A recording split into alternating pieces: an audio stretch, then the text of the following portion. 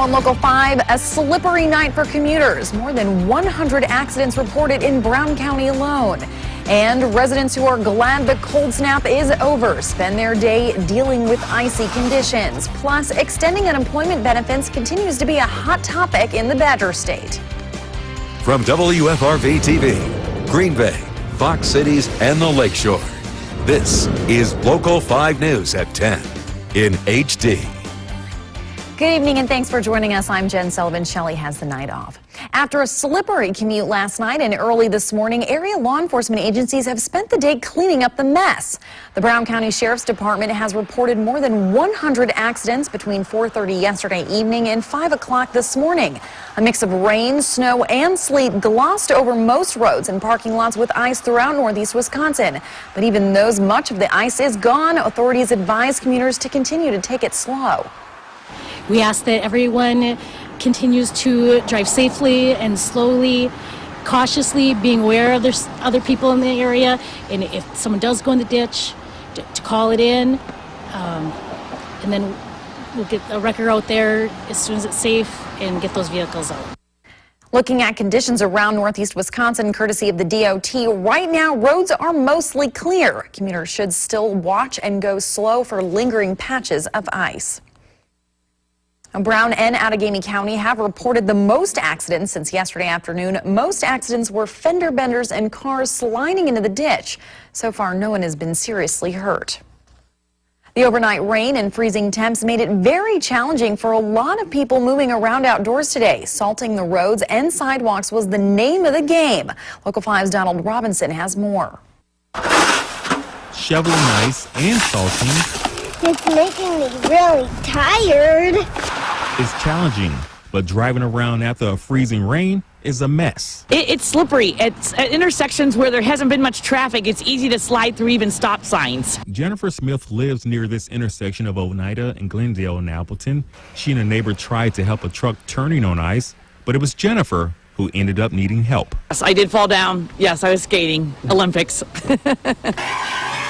This vehicle also got stuck on the same ice. Sarah Cooley is one of two that gave the driver a push, but it was her quick thinking that helped prevent an accident. I was slowing down and he was in front of me and I had to swerve out of the way in order not to hit him. Residents in the neighborhood, including David Uptecraft, sprinkled salt on the street to help drivers. He also threw a lot in his driveway. That'll be 6 bags. 6 bags, and these bags are like,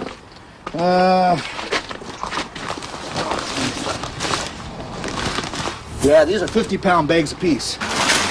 Management at Northside True Value ordered 3 full truckloads of salt this week, and it's been easy to get rid of. Yeah, we've got customers buying pallets. We got customers buying 5 bags, 10 bags, you bet. One other thing, for those of you who have not salted down your ice, you really should. I mean, your letter carrier will really appreciate it. You wouldn't want them to slip or fall, or anyone else, because it could be very costly to you in the long run.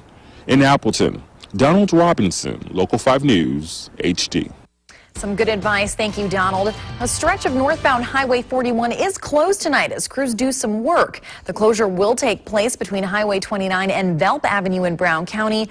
That stretch won't be open again until 6 tomorrow morning. The northbound on-ramp from Highway 29 to Highway 41 is also closed until that time. All closures are due to construction. Law enforcement officials say one thing that's more dangerous to commuters than bad road conditions: drunk drivers. That's why the Brown County OWI Task Force is deployed to keep an eye out for impaired drivers. It's the first deployment of the new year, and they anticipate starting in strong by keeping dangerous drivers off the roads. The number of alcohol-related deaths in Brown County has gone down every year since the program's inception. Keeping an eye on employment numbers, lawmakers on Capitol Hill will begin debating a bill that would extend unemployment benefits next week. This comes as the U.S. Bureau of Labor Statistics released unfavorable job growth numbers. Heading into 2014, job seekers may have a difficult time finding employment. The national statistic right now is that there are 3 job seekers for every job opening. The U.S. Bureau of Labor Statistics show only 74,000 jobs were added in December, a large shortfall of the 197,000 that economists predicted. I'm highly concerned about every American that doesn't have a job. We haven't reformed our regulatory environment. We don't have a competitive tax system. We're not utilizing our energy resources. There's a number of things we could do, but we simply aren't doing them. These low job numbers come at a time when U.S. senators are debating whether to extend unemployment benefits. That's something that affects 24,000 Wisconsinites. This is serious business, and it's one that affects this region quite harshly. Unemployment benefits are usually spent immediately.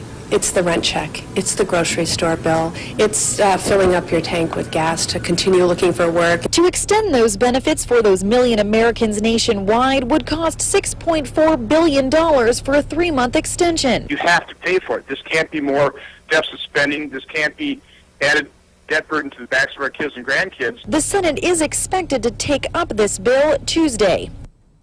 Stay tuned to Local 5 for coverage of this debate as it heads to Washington next week.